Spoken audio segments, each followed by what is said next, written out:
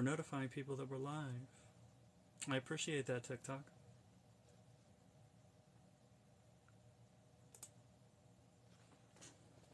Invite. Oh, oh, oh, oh, oh, I hear sound. Hello? There you are. Here I am. There I There you am. are. Here I am.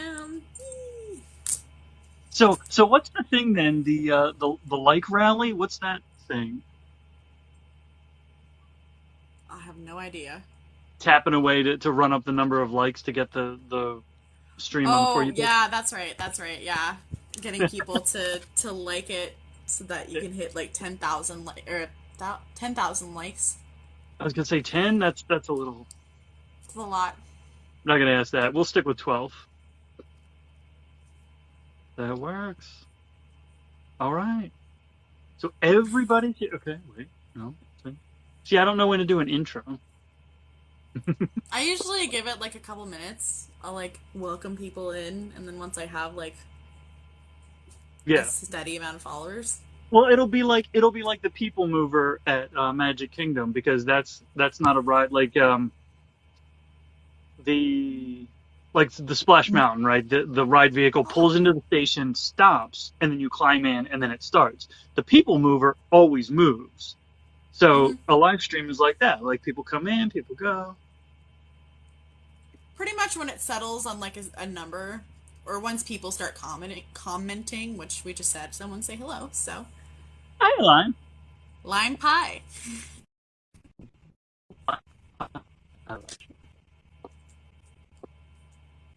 I've actually got the live studio audience video chat running too. Fabulous. I think I'll have to like mute or I gotta jot down the time so that I know to. Ooh, your likes are going up. Look at that. Oh, nice. It's not just me. And we're in the double digits in people. Yeah. Wow. Well, the party has started. Maybe we can get to 10,000 likes before the end of All right, let's go. our stream. No, I'm just kidding. Let me jot down the time. We'll say 10:30. That'll work. So we're going to 11:30. Yeah. I think we're justified to go a little over since we started late, and it's the first one. It's the season premiere. It's the season premiere. It's the series premiere. You get like the feature-length series premiere. 90 minutes with if you take out the commercial time, it's about 90, 95 minutes, maybe 80 minutes. Exactly. Yeah. So we welcome everybody in. We say, for your safety, please remain seated through our journey tonight. Keep hands, feet, arms, and legs inside the ride vehicle at all times. And please supervise your children. Nah. This will be like a hard PG-13. It won't. No, wait, no. Yes, because PG-13 you get one F-bomb, so we have to be judicious about it. So I can't just go around saying it the whole time? You can. It'll be a soft R. I mean, it's 10:30, right? This is like big kid time. Mm-hmm. And look at that. There are 19 people in the chat right now. Hello. Thanks. Wah! Thank you, everybody. 20. Thank you, everybody.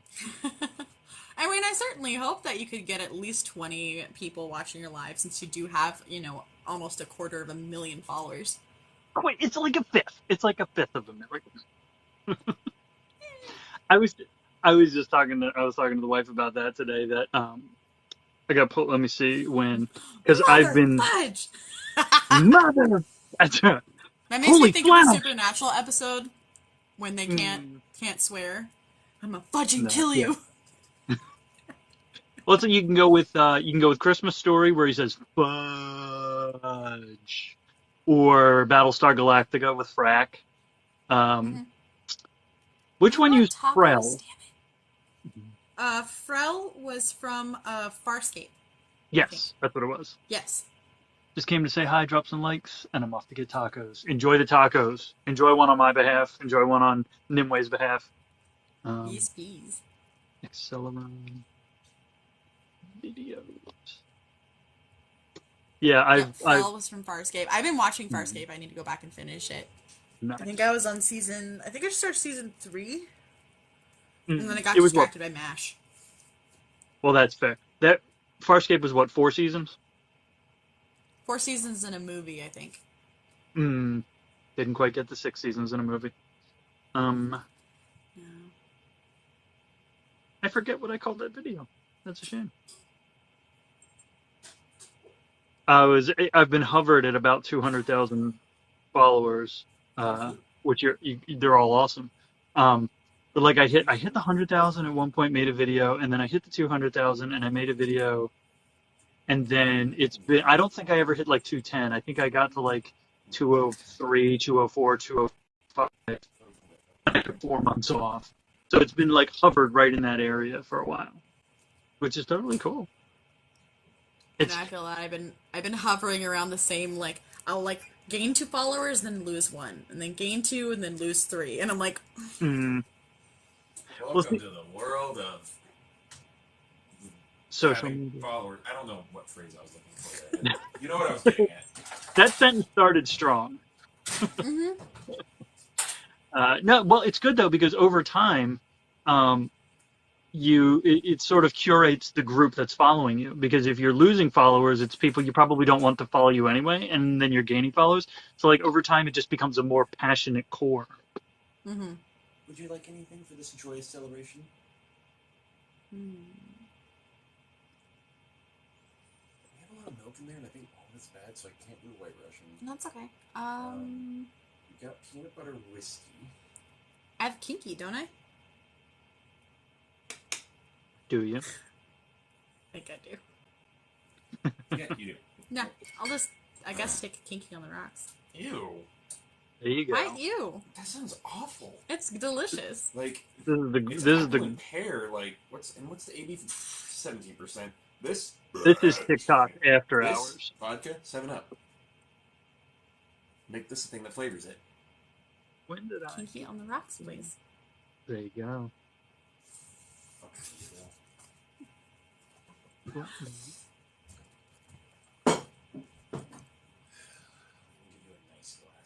Yeah, I'd say. No.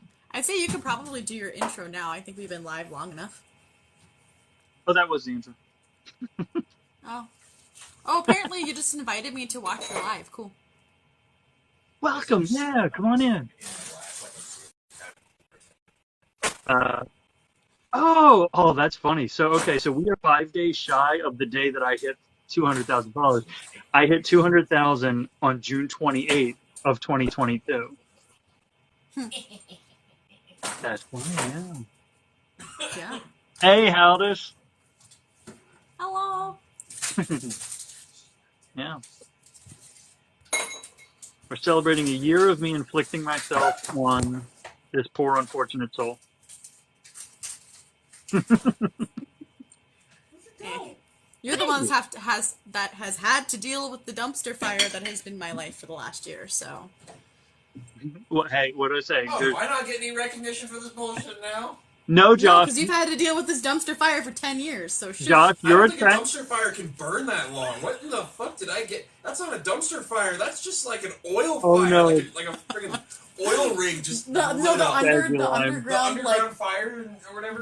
That's like the tire fires.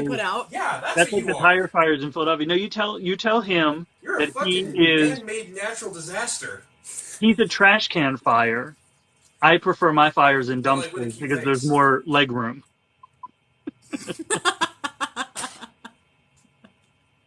The fire burns hotter, and you can warm your hands on it better. Say being a hot mess is better than being a room temperature mess because at least you're hot. Touche.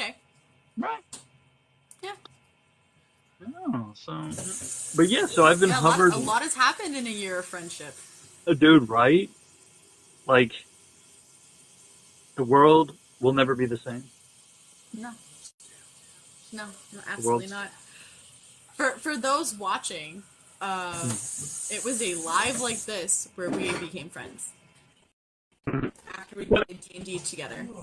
So if you wanted to watch episode 0, so this is episode 1 of Myscellaneum.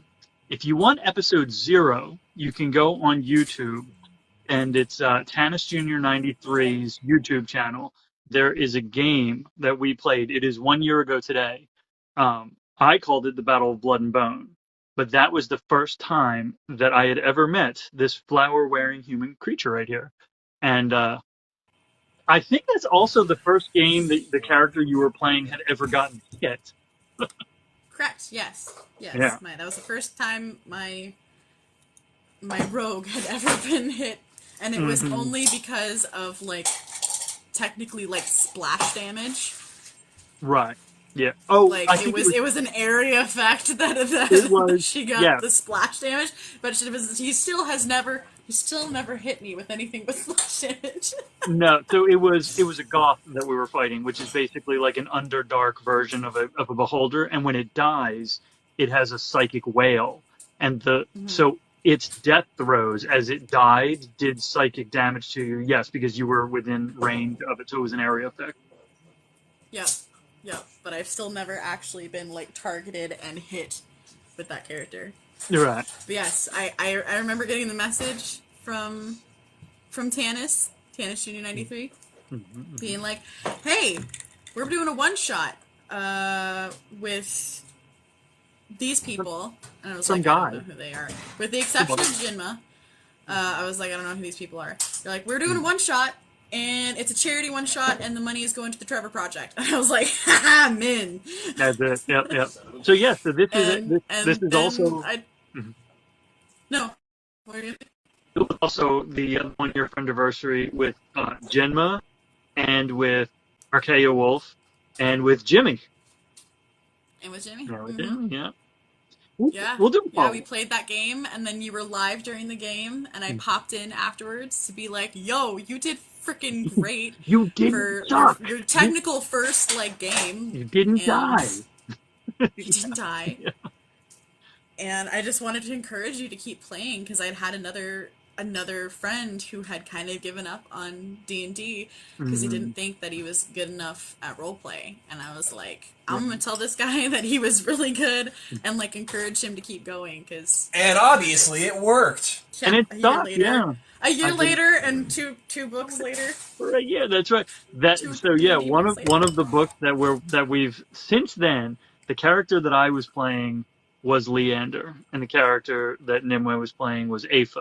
And since that game, we have essentially been writing what is currently one novel and designed to be part of a series where we have an entire cosmology of our own invention.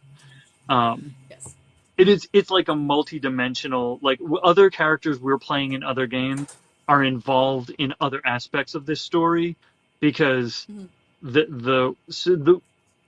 the way that it's designed is the universe that Aoife and Leander are in is one universe, and it is connected to 3 others, right? There's 4 of them. Is that how we designed it? Mm-hmm.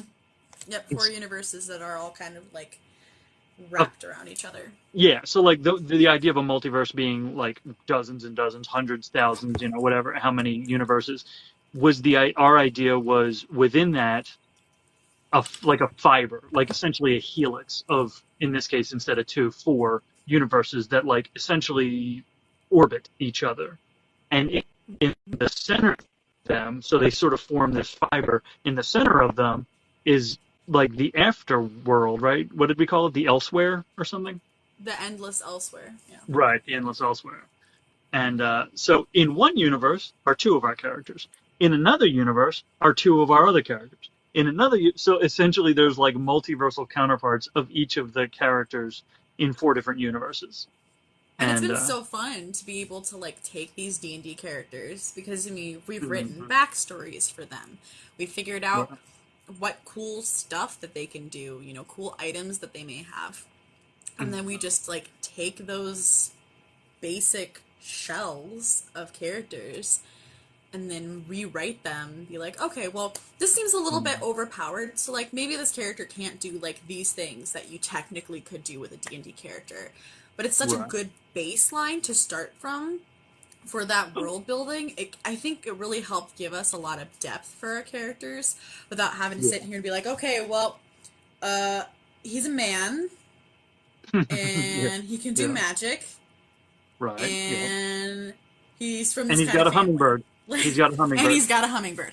And so, right. like, instead of coming from this very, like, one-dimensional way of creating a character, here we've built these characters to play in D&D and, like, you know, structured them a little bit more three-dimensionally, if that makes sense, for writing.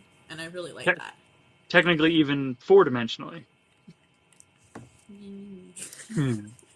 Well, so we've got Leander and Aoife in one universe. We've got Shay and Avi in the Strahd universe, but like essentially in that other universe. We've got right now Kaylin and Lazarus in another universe. And did we have a fourth one? I know we had not come up with the fourth one yet. No. Okay. So we knew that there are four universes because of the elements of the cosmology. So basically, the cosmology is based on the great beasts of Chinese mythology, and so there are four essentially guardians of the worlds. So we had 4 worlds and 4 guardians. I think that's why we picked 4. Yeah. And then in the middle, the endless elsewhere. There's nothing. Or is there? Tannis, you're starting Doctor Who? Where are you starting? Wait. Yeah, where? Where? Who are you starting with? I feel like I gave myself a lot of head space, thought space up here. If the answer is not 9, you're wrong. You can start at 9 or you can start at 1. Those are essentially the 2 places you can start. Yeah.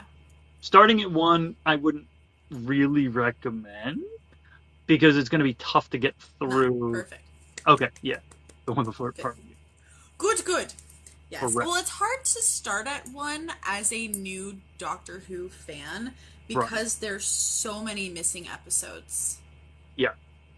And it's like, I mean, so there's these huge gaps. Right. And it was made in 1963, so it is very much of its time. It looked like, I think most of them were shot on sound stages, but like they look like they were shot in a high school theater. So it's got the production value of like a high school production. So if you're trying to go, oh, I'm going to watch Doctor Who as a modern TV viewer, it's going to be a very different experience. Absolutely. Yeah, that's why I recommend if people want to watch them after you've watched at least 9 and 10. Once you've gotten like the feel and the vibe of it, then you can go back and watch a lot of the older episodes. But it is like watching Lost in Space, like the original Lost in Space. Right. Well, and the really cool thing, because of the nature of the story, is that there are entry points in New Who. If you start from 9, 10, 11, 12, 13, there are entry points where you can go back, because like there's a Christmas special with the 12th Doctor that has a version of the first Doctor, who was played by the actor who played Filch in the Harry Potter movies. So, like, if you watch from 9, 10, 11, and then you watch into 12's tenure, and you get to the Christmas special, you've now got a modern Who story with the first Doctor where you can be like, oh, I'm going to go back and watch the first Doctor. And so you do that knowing I've watched all of this modern, decent CGI, different style of writing, but I want to go back and watch almost like it's a flashback. Yeah, very absolutely. Extended, a 26-season flashback. Also, there is a crow in the chat that just said caw, and I would like to say back gua. Wow. There's a crow right here. Did we ever decide what this guy's name was? Or this girl's name was? We'll let the chat decide. We'll let the chat throw out some ideas. I've just been calling them Jessamy. That's been fair. My go-to. So Xantris? Like, I don't like crows at all, or ravens. I don't know what you're talking about. I don't have a pin that says support local murder. Not at all. Well, this right here I is... don't feed the local crows peanuts. Not at all. No, this is an attempted murder right here. Yeah, and I don't have an affinity for hummingbirds like this one, or like this one. Or like, where'd the box go?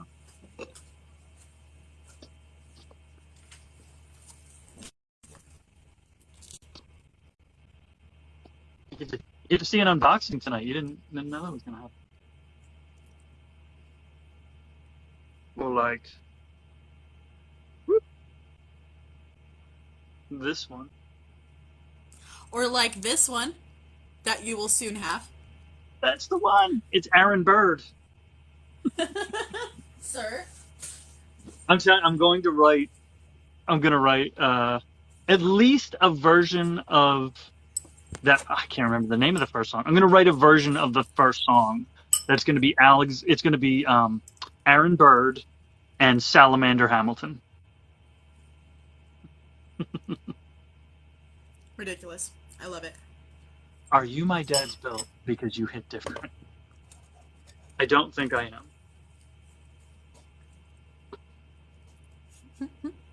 I'm on the episode where a spaceship crashes into London. That honestly honey, you're gonna have to be more narrow it specific.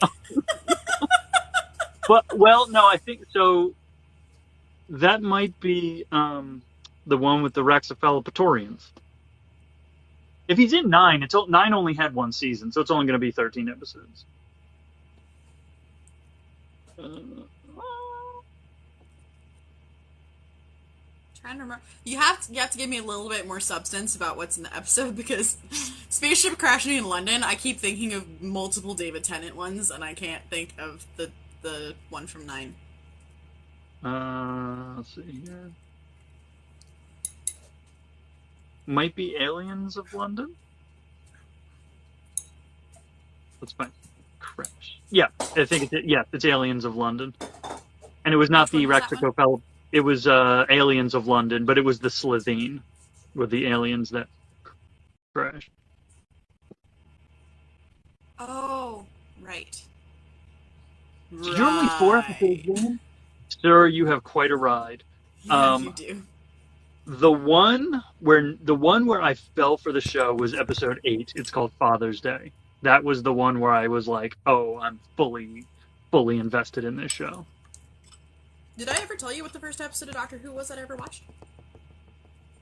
You probably did, but I don't remember. The second to last episode that David Tennant was ever in. That's painful. Uh-huh. Why would you do that to you? Because I was in high school, and it was like a week before Christmas, and I kept seeing all the commercials for like, the Doctor Who Christmas special! And I was like, okay, I'll check this out. And I watched that episode, and I was like... And then I just, like, binged it. Like, the whole week. I had never seen a single episode of Doctor Who. I didn't know anything about it. I binged it every single chance I could get the whole week. I got up at 6 o'clock on Christmas morning. Not for the presents. No. I got up to watch Doctor Who until the Christmas special, the second of 2, and watched the last episode that David Tennant was in. I was tapping a rhythm of 4 for like months, and I sobbed so hard. And then he like turned into the 11th Doctor, and I was like, "He's not my Doctor," even though I'd only been watching Doctor Who for a week. Yeah. No, Luke, we are not talking about lizard people. I mean, we're talking about unless you're talking about like the Doctor Who lizard people, then we absolutely can talk about lizard people, but not like they live in the sewers lizard people. Yeah. What were the lizard? Was it the Slitheen? No. Slitheen were the ones that were like had the beady eyes, and they were like really big, I think. So many. I do remember the in David Tennant's seasons, they invented the Jadoon specifically because of his accent. And the line where I think it was the first episode. I think it was the first episode of his first season. So not the one where he like first appeared. The first one with Martha Jones. But yes. The hospital gets taken over by the Jadoon, and then they transport it to the moon. And he had that line where he goes, "Oh, it's a platoon of Jadoon on the moon." Then the writers wrote that because with his Scottish accent, his real accent, it was just murder trying to say that, and he was doing that other accent. It's great. I jumped in when you said Invasion of London. Were they not the lizard people things? This is the Invasion of London with the Ninth Doctor. Mm-hmm. So, because there's multiple invasions of London, and I know that there was one with the lizard people at some point. Yeah, the Slovene were they kind of look like E.T. if E.T. just let himself go. Let's see, recurring characters. Yeah, they have like the beady black eyes and like the big. They look like giant babies, but if babies were aliens. Yes. No, that was the. Oh no, I'm thinking of the adipose. The aliens that were made out of fat. Yeah. Well, see, and that Luke in The Big Bang Theory, they made that joke. That's like every episode, the aliens show up in this very specific part of London. The Silurians. It's like trying to say, oh yeah, I watched that episode when Dean Winchester died. Okay. Right. Which one? The Silurians were essentially they look like Dragonborn. Yes. And yes. There was the three, essentially like the Baker Street Irregular characters, the like Victorian era detective-y type group, and the I'm gonna say, the Dustin, one woman. you are treading on dangerous ground if you stay in this chat right now. Unless you don't care about spoilers, then by all means stay in this chat right now. Well, see, the beauty of Doctor Who is we could tell you so many spoilers, and one, it won't make any sense, and two, you'll forget by the time you get there because there's so much to go through. Touche. Yeah. Touche. God, I love David Tennant so much. I mean, I can't wait for Good Omens season 2. It's coming in July. So good. The Hungry Earth. That was when the new version of the Silurians were introduced. Man, that just makes me think of the wildest fan fiction that I ever read. Because it involved the lizard people, if I'm remembering correctly. I'm gonna have to see if this thing still exists because it's one of a kind. Wildest fan fiction is a very, very high bar. It was a Super Who Avenge Lock fan fiction. That's impressive. That is impressive. Yeah. And if I remember correctly, it was a reader insert, and the reader character worked for the Avengers. Was like pretty much like a Black Widow type character. And how'd it go? The case, their mother was murdered, and the case was so intriguing that Sherlock Holmes traveled from England to America to investigate the murder. Right, makes sense. But the murder had something to do with supernatural, so Sam and Dean showed up as FBI agents.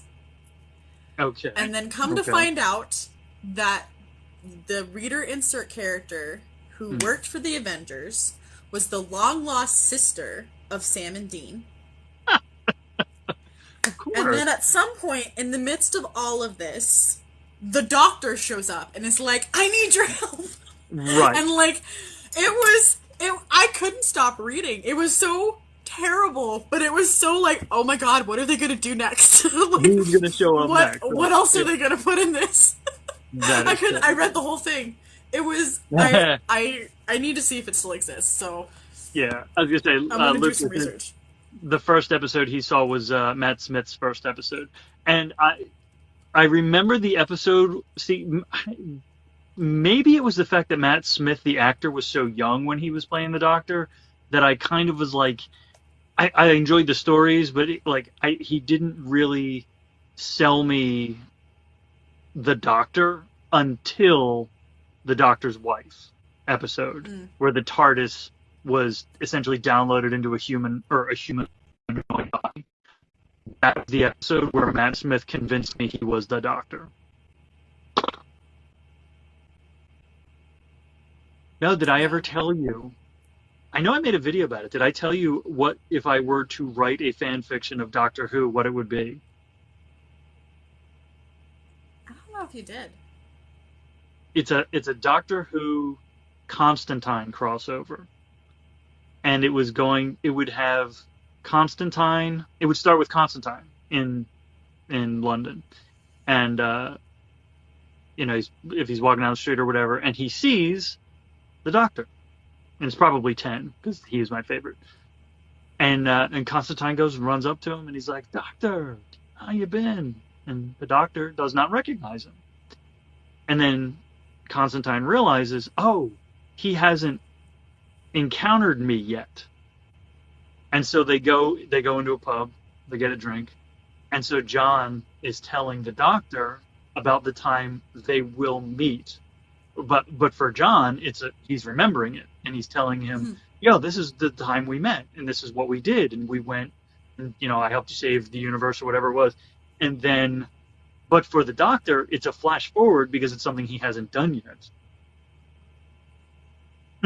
Yeah, right. I like it. Luke said, "I hear Constantine. Stop right there. I'm in."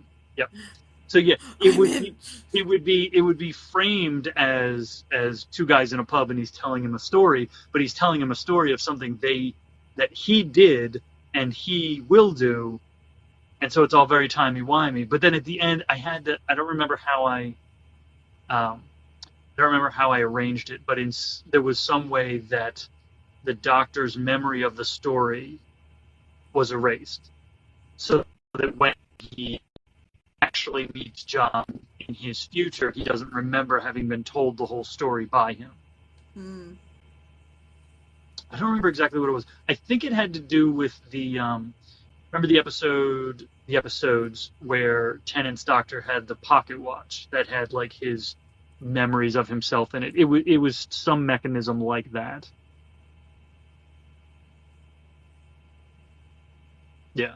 And see, Luke, that was why I watched Lost, and I liked a lot of the parts of Lost that other people didn't like, and I loved in the later seasons, the earlier seasons of Lost, they were all flashbacks.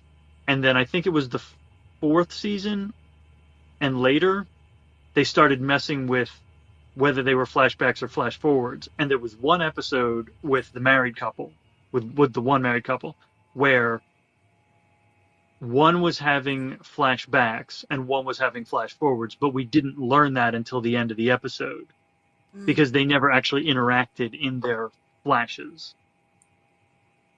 But yeah, I'm very much about timey-wimey, wibbly-wobbly stories. Yep. Some of these tags, man. Are you on fanfiction.net or? No, I'm on AO3. Archive of Honor. Just this one: Super Wholock fandom, Supernatural, RPF, Doctor Who, Sherlock, Insane Clown Posse, McDonald Land. I'm gonna have to dip out on that one. yeah, me too.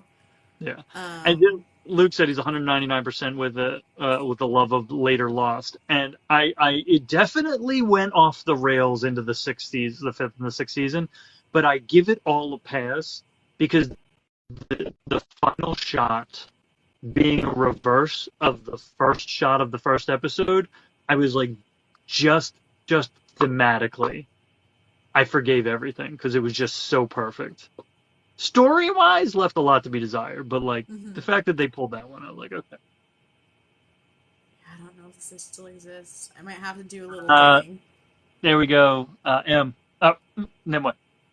Dave Bren saw the stream title and immediately read it as mycelium, got excited for microbiology. So, part of the reason, so the name is Myscellaneum, and it's the idea that this is my mysterious museum of thoughts. But, Nimue has pointed out that mycelium is the underground connectivity that transfers resources and information between different ends of fungus, and that's essentially what we're doing with social media is we're trading information and resources across this electronic mycelium. And that's what Yeah. this show gets to be. So I think the same thing every time I see him send me previews that has Myscellaneum. I see Mycelium as instead. My brain rewires that word. Which, I mean, I do have Mycelium running that I can start reading. And then if I pop into these more often, I can give you information on mushrooms and mycelium. There you go. Yeah, the internet is the mycelium of humanity. Absolutely. 100%.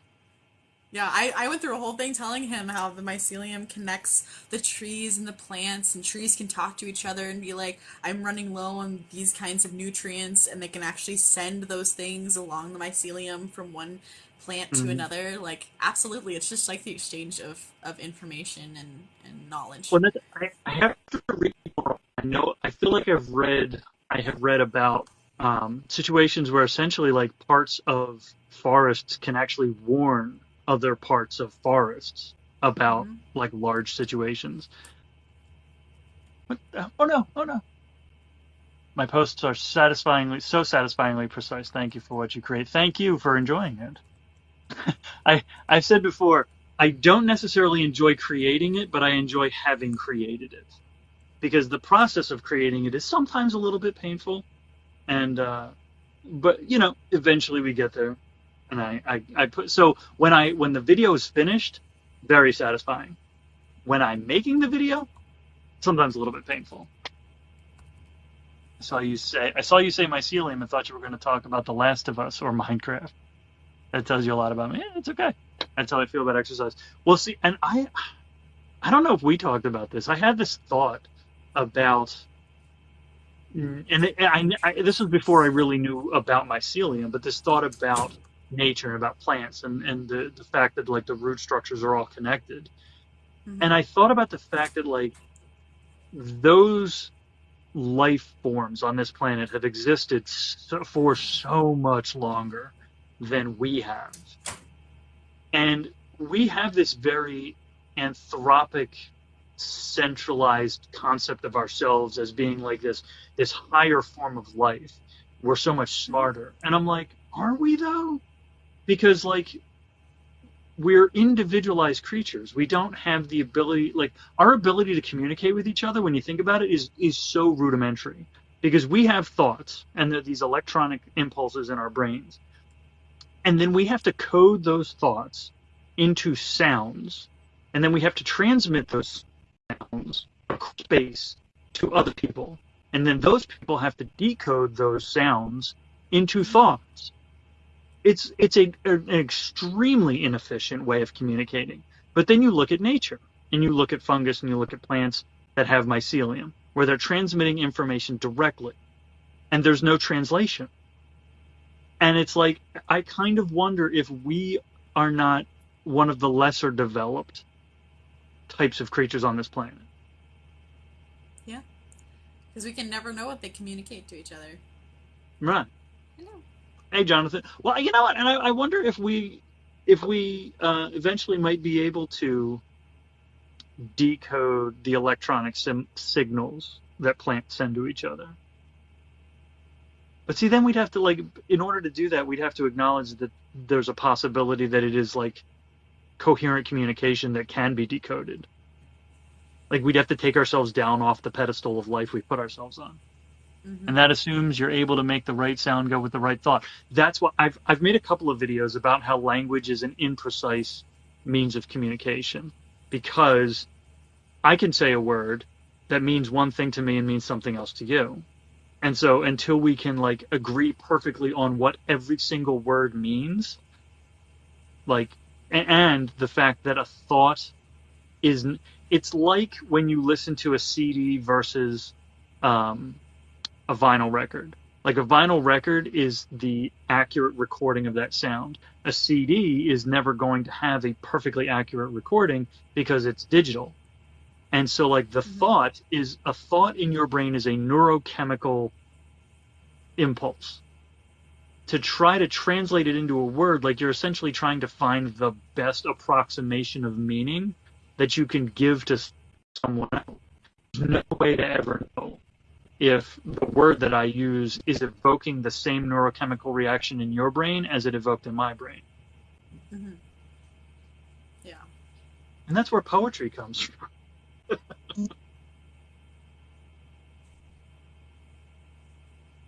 Yeah. You're absolutely right. Because people, I mean, you could say it about any piece of art. Mm-hmm. It's like it makes me think of like the abstract artists that they make a painting, and it's like, how does it make you feel? Right. And some people it makes them anxious, some people it makes them happy, some people like just don't get it. Like, right. Yeah, it's all perspective of what it stirs in you, I guess. Yeah. Well, and there's also like I feel like emotion. So there's thought and then there's emotion, which are both like neurochemically they're the same type of process, but I feel like the like emotions are a more fundamental expression of it. A thought is Mm-hmm. more structured. And so like you can have a feeling, you can have a reaction to something, an emotional reaction, and then trying to form it into a thought is essentially trying to give structure to something that didn't have it in the first place. It's like trying to impose order on chaos. I hope. Oh, you have the soldiers. Tommy has the Soldier Supreme pop as well. Nice. The Soldier Supreme. My logo. I'm pointing. If when I upload this over to YouTube, I think I'm going to be pointing at nothing. Because on TikTok, I'm pointing at my profile picture. That's the Soldier Supreme shield from the cover of that comic book. There are two. There's that one there, and then I know there's a second one. There's two different Soldier Supreme Funko Pops. Luke said that's really why we have fiction storytelling. It helps us express those thoughts and the emotions. Yeah. Language is fascinating. See, language is, I can't remember there's a term for it, but language is essentially a self-reflexive paradox because all words are defined with other words. So, like, if you sat down and read the dictionary definition of a word, the definition is a bunch of other words. You could go to the entry for every one of those words and get another definition that is a bunch of words. So essentially all words just refer to other words. The second one just has the runes, no shield. Right.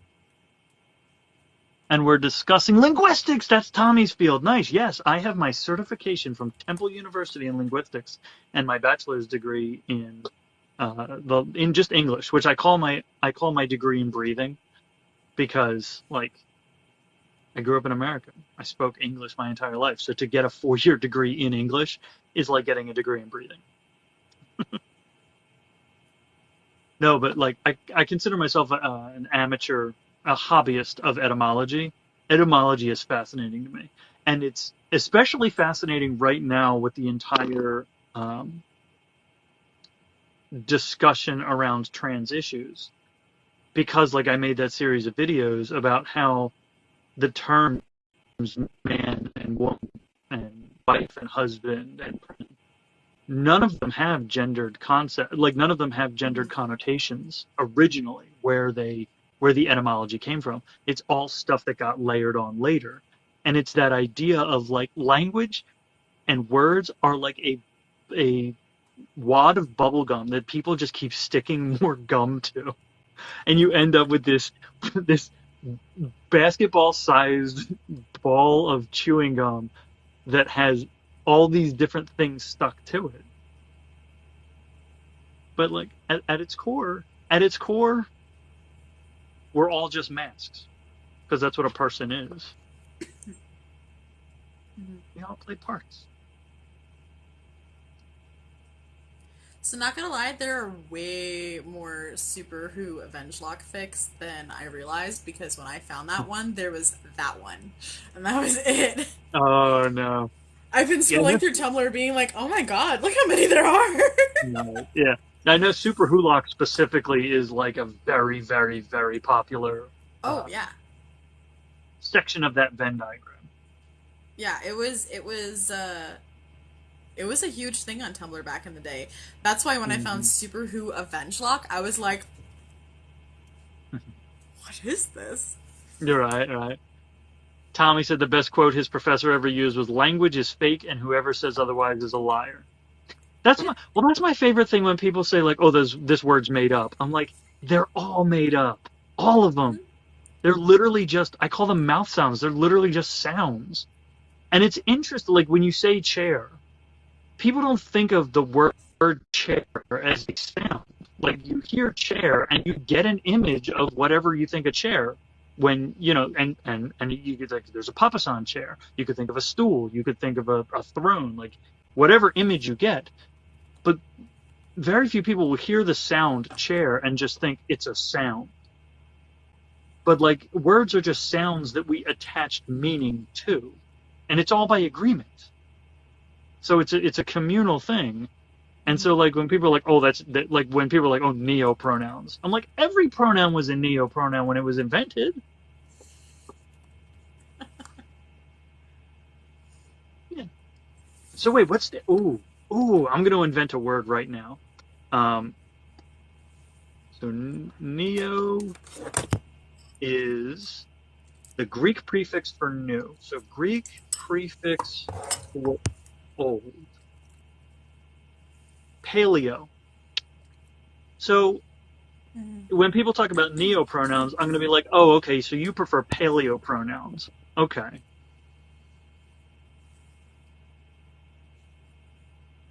Old pronouns are just paleo pronouns. It's like Spider-Man's mask. It allows a certain inherent ambiguity. Well, like, so the word person comes from Latin.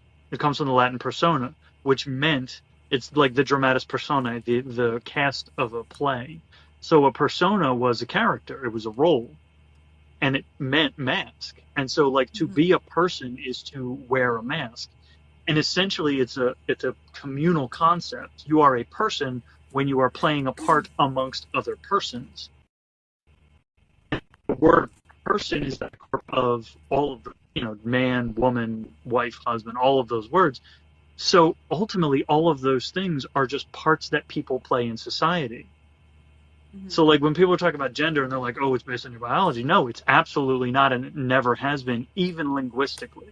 To be a man is to play the role of a person that society has agreed is the part of a man or the part of a woman. To be a husband, that's what so wife comes from the word wifa, which essentially at its core means entangled. So wife is a married person. Husband is someone who owns a house. It literally means house bond. And so husband and wife didn't originally have gendered connotations. And so man meant person. And woman was wife man or wifman. So it was a married person. So you could have, so essentially like two married people, whatever their genders are, like linguistically to call them both women is correct because they are both married people. They are entangled to each other. Also has roots in the Anglo with meaning partner. Right, yeah. I think the core of it was Proto-Indo-European. And yeah, it meant like wrapped, entangled. Like the idea of hand fasting. Right. Yeah. Taking two chords. Chord. I can't. I love when I try to remember something I wrote and can't. That's why I write it down. Yeah. This lovely human being here wrote a poem specifically for my husband and I when we just had our hand fasting at our wedding. Yeah, you. Random question. And it's a beautiful poem. 10 is my sainted physician. And he wasn't the correct one. I watched 9 first because I started New Who with 9. And then got to 10. 10 is your second favorite? Yes, 10 is my sainted physician. Let's see here. Oh, that's what I was. I have a lot of affinity for 13 too. Yes, I was at. My favorite memory of 13 has nothing to do with any of the episodes. I was at GalaxyCon Raleigh. I met River Song. Alex Kingston was there, and I got her autograph. And I think I said something witty, or I think I said something witty, but I don't remember. But then she was doing her panel, and during her panel, the news broke that Jodie Whittaker had been announced. And Alex Kingston was like, "Oh, I look forward to doing an episode with her." God, I love her so much. And I was like, "Oh, perfect. Why won't you adopt John me?" Hurt. Because Richard, adoption is a very, very expensive process. War, not really. Yes, the War Doctor. Okay, so I have this whole headcanon about the War Doctor because I didn't like the fact that they screwed up the numbering. So I have this idea that the War Doctor was actually the 8th Doctor.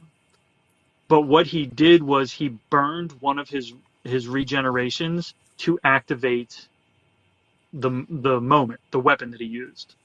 It required the energy of a regeneration. So he didn't regenerate from 8 into the War Doctor. The War Doctor was the 8th Doctor, but that's where that regeneration went away to. Mm-hmm. Tommy ranks the War Doctor as 4th. The 3rd Doctor is in my top 3. Do I have a theory for 10 coming back? Is he 10? Is he 14? So David Tennant's 3 episodes that he's coming back for, he is the 14th Doctor. He's not 10. Because doesn't he go this face again? Yes. Like, it's not, yeah. Right. Now, so when they announced Jodie Whittaker, and I had an idea and I knew they weren't going to do it. And this is part of the reason that I love the Doctor's Wife episode, where the TARDIS gets downloaded into a body. Suranne Jones played the woman who had the soul of the TARDIS in her.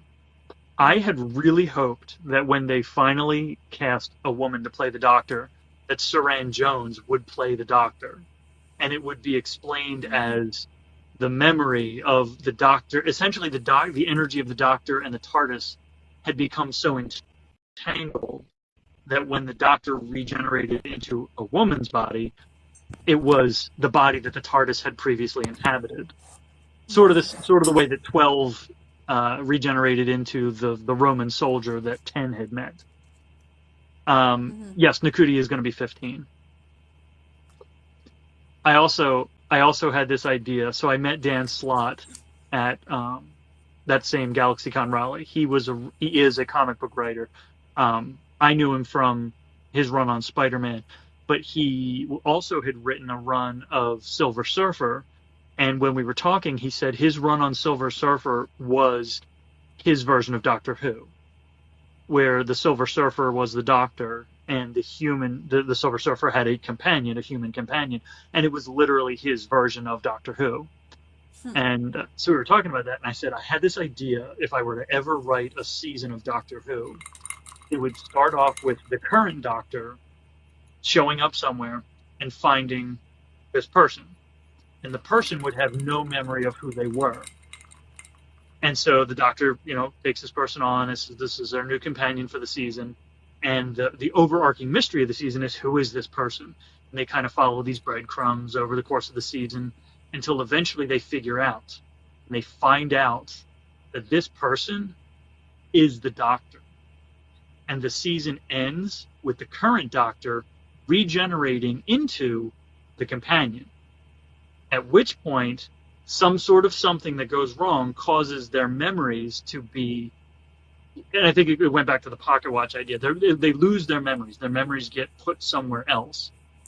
And so then the Doctor takes the memory-less person back to where they were found. And so the whole season is a loop. And it's a multi-Doctor story because the companion is the Doctor the entire time. Interesting. Yeah, I like it. Which he really, really liked, and he said there's no way they would ever do it because the BBC likes to do their big reveal shows when they announce a new Doctor, and they wouldn't be able to do that because the new Doctor would be the twist. I'm like, that's fine. I'll just write it. I'll write it as a comic book.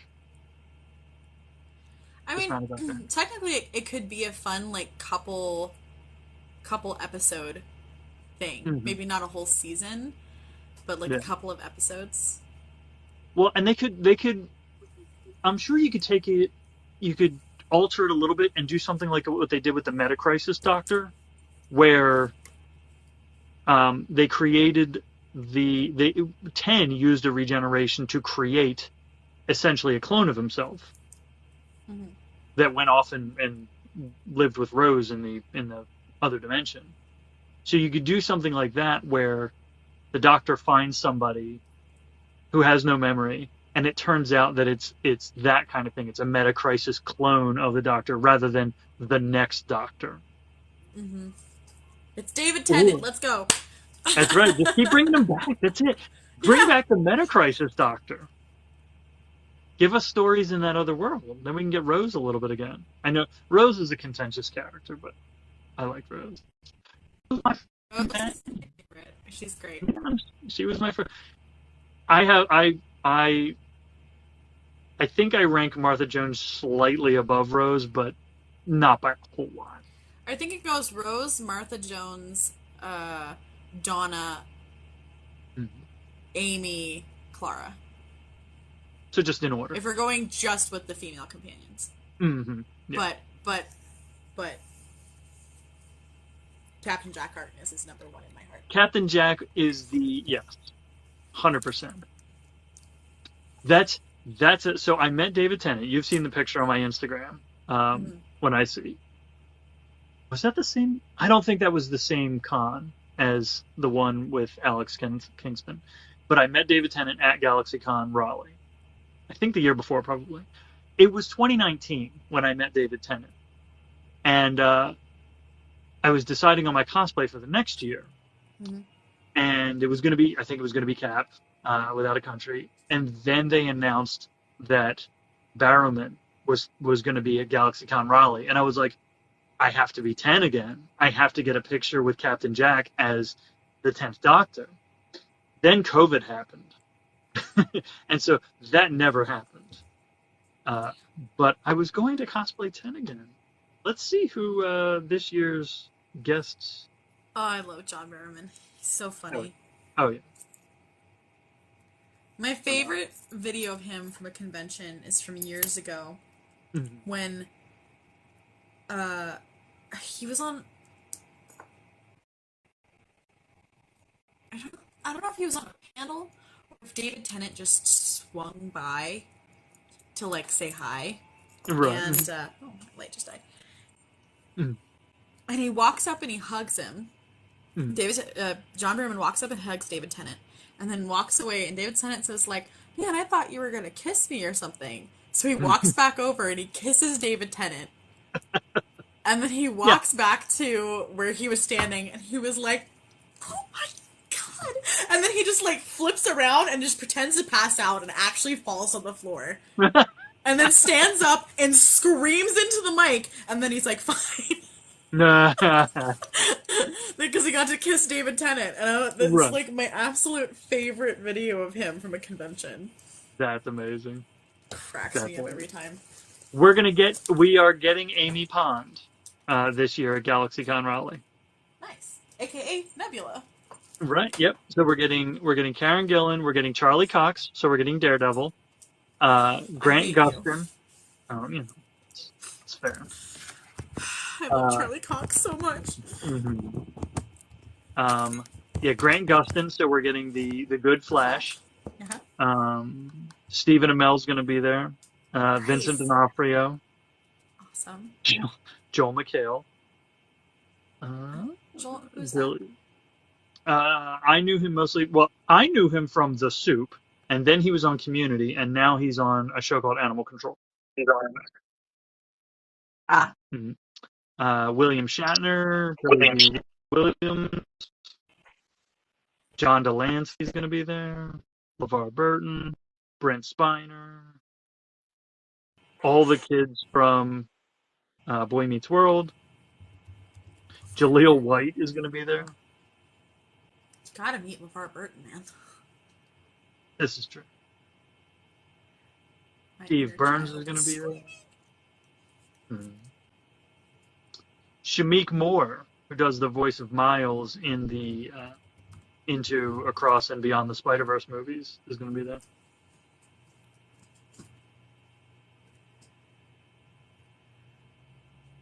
Yeah. That's awesome. Luke, Arrow. I love Stephen Amell.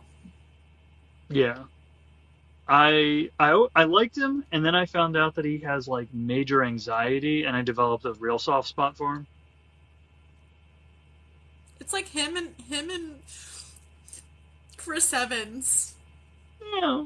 We must protect at all costs. Must protect. Yeah. Must protect. Yep. It's true.